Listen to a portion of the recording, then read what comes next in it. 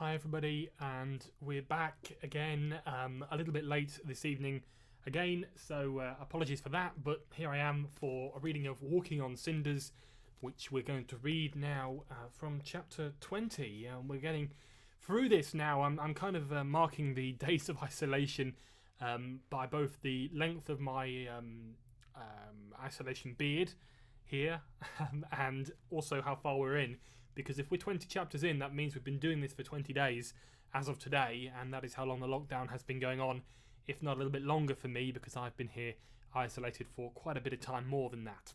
So let's go on and read chapter 20 of Walking on Cinders.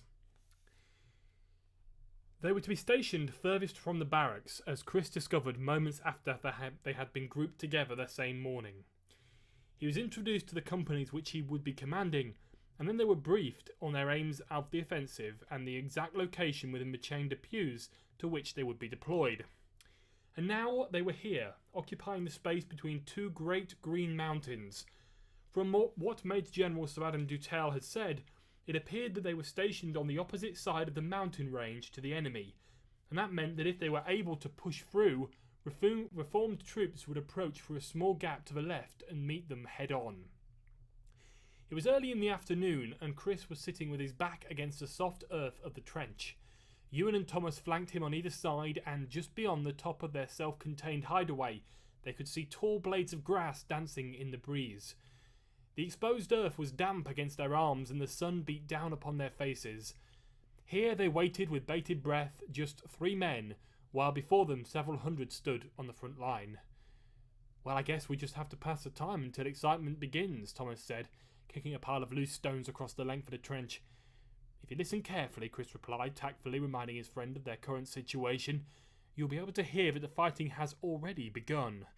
Sure enough, far in the distance, the rattle of machine gun fire echoed around the hills, and every so often an explosion broke loudly across the distance and rocked the very ground which they were sat upon. "What we've got to remember, Thomas, is that the enemy don't care. There are no morals in their society, or at least not those that respond to human suffering." Ewan leant across the pair and reached for his gun, an AP-78 assault rifle, only the very best in modern warfare design. Silently he clicked it open and slid in a tiny computerized chip. Their weapons were already loaded with a good amount of ammunition, and that meant they could hold off reloading until it was essential, while the computer chip controlled the rapid fire rate and secured the lock-in sight that would provide the perfect aim. "These people," he added, securing the gun closed, "were responsible for that horrible terrorist blast in London.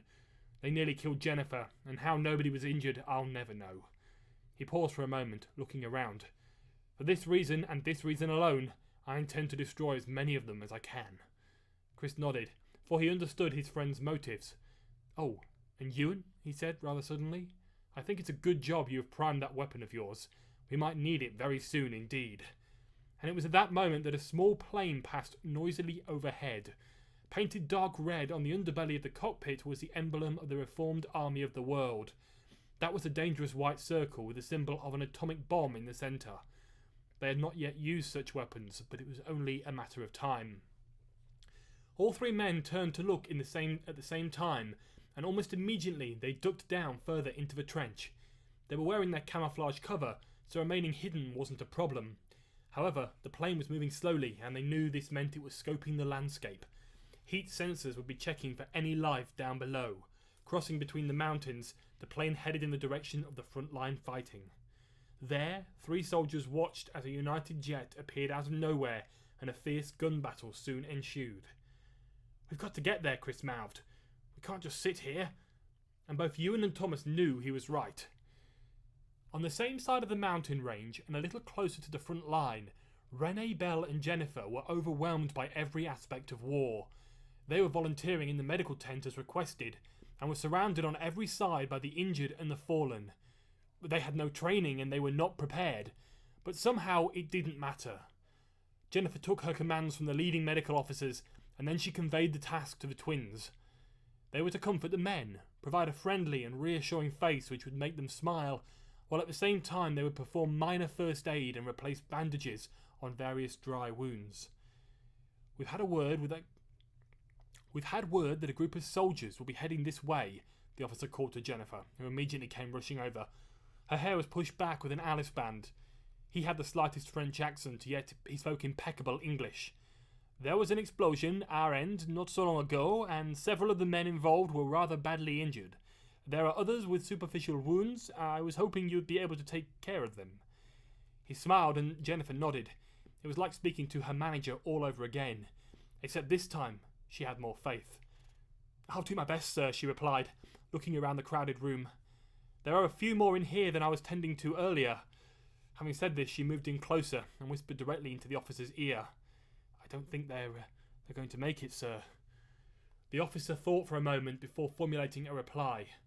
Well, that's a fact of war, my girl, he said gravely. I'm afraid there is nothing we can do. He paused again. Like Jennifer, he whispered. But if they don't happen to make it, we're taking the bodies through there to be identified. Quickly, he pointed towards a gap on the furthest side of the tent, which was covered with a black cloth. Jennifer nodded, and the officer prompted her to call Rennie and Belle together so they could prepare for their new duties. I do not like it, this place, Belle admitted quickly. There are too many dead people. It is an horrible sight to see. Her sister nodded. These men are so young, Renee added mournfully. They are so young and have so much living to do. Everyone was in agreement. Well, Jennifer began, taking the girl's hands. You are not going to like me for this, but I've just been told that we're expecting a large group of superficially injured soldiers. There's been an explosion at our end of the field and we've been asked to deal with the casualties. They'll be arriving here shortly. The twins gulped and looked down at the ground. Well, I guess there is nothing we can do about it, Rennie said quietly. We had better get on with our jobs and hope that the others are all okay. And with that she turned away for a moment and looked towards the entrance of the makeshift medical tent, just as a group of medical soldiers entered in pairs, carrying their comrades on stretchers between them.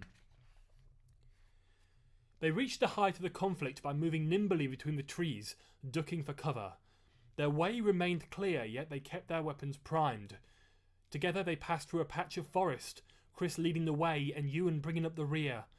Their priority was to keep Thomas safe, as his wandering mind might lead them into danger. In that state he would make them an obvious target. The thick canopy of trees covered them in darkness, and the closer they came to the location, the louder the sounds of war became. Each of the soldiers felt a shiver down his spine as they emerged from the forest and crossed down towards an open area of heathland.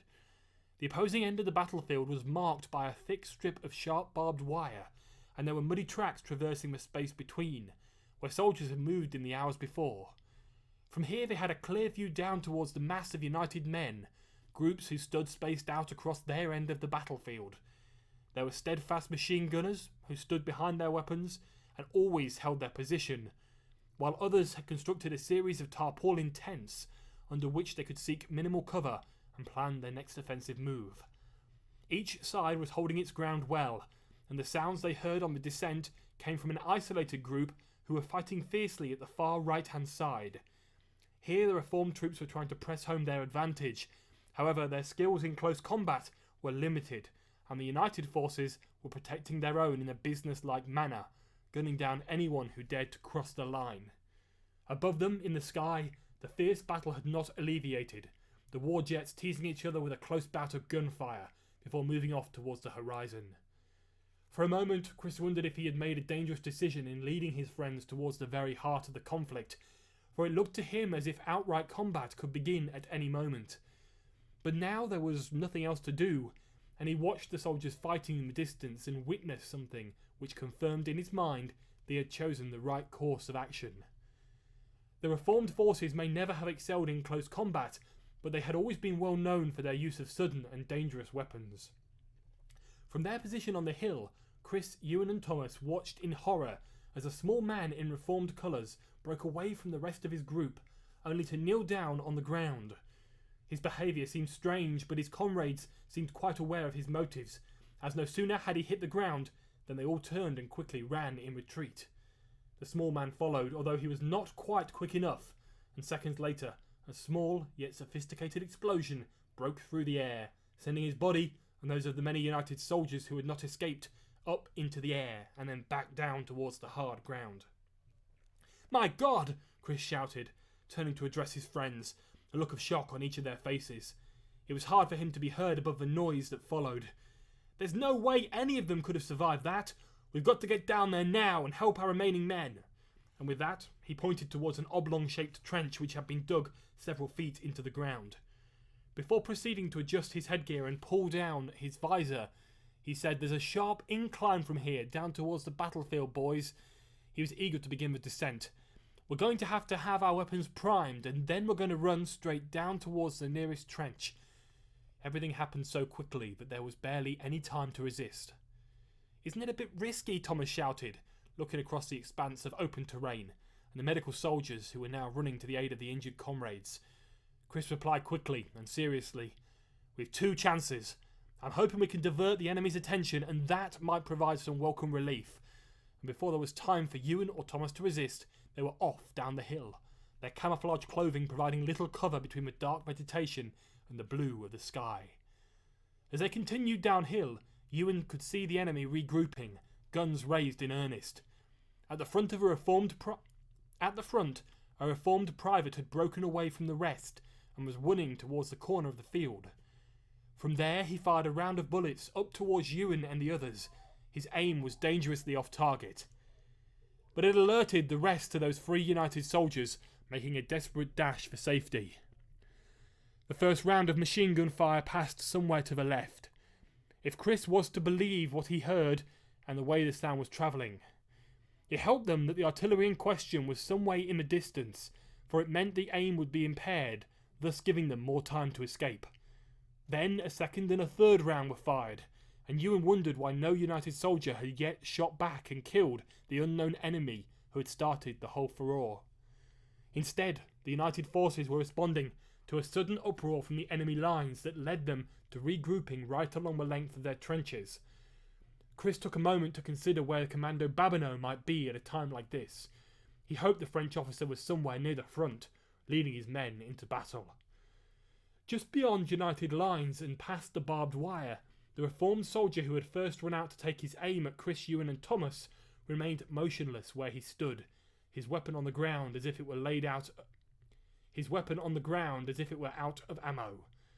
Chris watched with annoyance as at last 100 reformed mercenaries climbed slowly. At least 100 reformed mercenaries climbed slowly over the edge of the bunker and marched out into the main battlefield. They swarmed towards the barbed wire that marked the beginning of no man's land, and then suddenly, as rapidly as they had begun, they stopped. They were waiting for the next move. They had an advantage over the United forces, and they could bide their time. But there was still hope, and soon several things were to happen almost exactly at the same time. Ewan and Thomas, following Chris as their leader, had almost reached the very bottom of the hill and were now preparing to jump over a small brook and down into the United trench, when that solitary reformed soldier picked up his gun for one final time. Slowly he hoisted it up to his waist, and then he fired another round of bullets up over the top of the United dugouts. He was not out of ammunition after all. He had merely tricked the better nature of the United men, so that he now had the perfect sight from which to aim at the three United soldiers who had been his target in the first place. "Get down!" Thomas roared from the back of the group, diving forwards the moment he saw the man move and pulling his comrades down with him. Chris was so fixated on achieving their goal and making that final crossing into certain safety that he did not realise what was happening. The moment they hit the damp grass, he heard first the man fire, then the simple and efficient rattle of a United response. Instinctively they knew that their would-be assassin was no more. Immediately they sprang up from the ground and dashed towards the brook, before finally jumping down into the trench, their boots making a great thud as they landed on the wet earth. The conditions here were far worse than they had experienced on the other side of the mountain range, and immediately their boots began to sink into a thick mud. At the same time, a great roar erupted from the furthest most barbed wire as the reformed mercenaries rushed forwards to seek revenge for their fallen comrade, and although they didn't know it, to meet their inevitable destiny. The entire battlefield was alive now as men began to run forwards from United lines with little time to spare. "You idiots!" someone shouted to Chris as they passed, not recognising his high rank. "Now look what you've gone and done!" Men were moving everywhere out into the battlefield in great hordes, standing to face off their rivals. Chris was not going to dignify the soldier with a response. Instead, he gestured to Ewan and Thomas, and with some difficulty they pulled their boots from the muddy ground and ran forwards themselves to join the rest of the men. His position didn't matter anymore. Instinctive fighting was all that Chris Aston knew. Along the length of the battlefield were various hideouts, trees that haphazardly grew in the barren land, and cover which had been provided behind metal sheeting and the huge bulky machine guns. Both sides fired rapidly towards each other, the reformed troops believing they still held the advantage. By now, Chris had managed to move across to cover provided by the left flank, and from here he fired above the canopy, crossing the enemy as they fired to stake their claim. He was lucky to have a view right across the battlefield, and that meant he could keep an eye on Ewan and Thomas. Men were fighting, some were retreating. A great many United and Reformed soldiers were gunned down in that first 5 minutes. Now they were equal. No side had the advantage. The United men were holding ground well, and Chris hoped his comrades were safe. Thomas was moving towards the front of a group who were intent on setting back the enemy in whichever way they could. Several Reformed soldiers were heading towards them at a fast pace, their guns aimed and primed, and across the space between he heard one of the men scream something in a strange Arabic language which he did not understand. "They're trying to break through," the United soldier beside him shouted in French, and suddenly he realised that he was fighting alongside armed forces who did not speak his language. Quickly, he made up his mind to follow the others, who by now had raised their weapons in response and fired towards their approaching enemy. The Reformed men dived to the ground, one falling in the first round of fire, before the others jumped back onto their feet and continued their approach, leaving their comrade lying lifeless in the mud. The French soldiers primed their weapons, ready to fire again, but now there was a problem. "Je suis à court de munitions," one of the men cried in horror. "Retraitez! Retraitez!" screamed another, as the approaching enemy realised what was happening. They had no choice but to run for it, dropping their weapons and sprinting back towards the trenches. But one of the men was too slow, and he dropped down behind his comrades, a series of bullets penetrating his body armour, sending him flailing towards the ground. The other soldiers dared not even turn to look, as more and more Reformed men moved in to push through the gap which had now been created. Quickly they rounded on United lines, using strength in numbers to push the other men away from their own end of the battlefield. The United troops had no choice but to retreat, while random shellfire attacked them from every side. Chris was one of the last to move. He didn't understand the commotion. These men who had been led into battle by Commandant Babineau were falling at the first hurdle. The strongest soldiers were retreating uphill towards the forest, many of them with little hope of survival. Begrudgingly he joined the ranks as they ran, but he was not giving in, and they made their way uphill once again, and he turned and fired down towards the enemy, sending several rolling down the hill. If they were going to be forced into retreat by these rebels who had no idea what a civilized society was all about, he was going to take a few out in the process. Thankfully, there came a time when the barrage of bullets receded, as the last of the United soldiers made their way into the safety of the forest, and the Reformed troops felt they had secured their first deserved victory. Quickly, these men turned and began to move back down towards the battlefield, where they could make use of United machine guns, supplies and ammunition. There lay the bodies of many men who had been sacrificed in the first of several dangerous confrontations. The Reformed troops would not wait long, for though their numbers were greatly depleted when compared to the United army, they would fight to keep the upper hand. For a little while, each side would regroup and discuss the continuation of their combat plans, but inevitably, the Reformed troops would once again seek out their prize, pushing on towards the heart of the chaîne de Puys.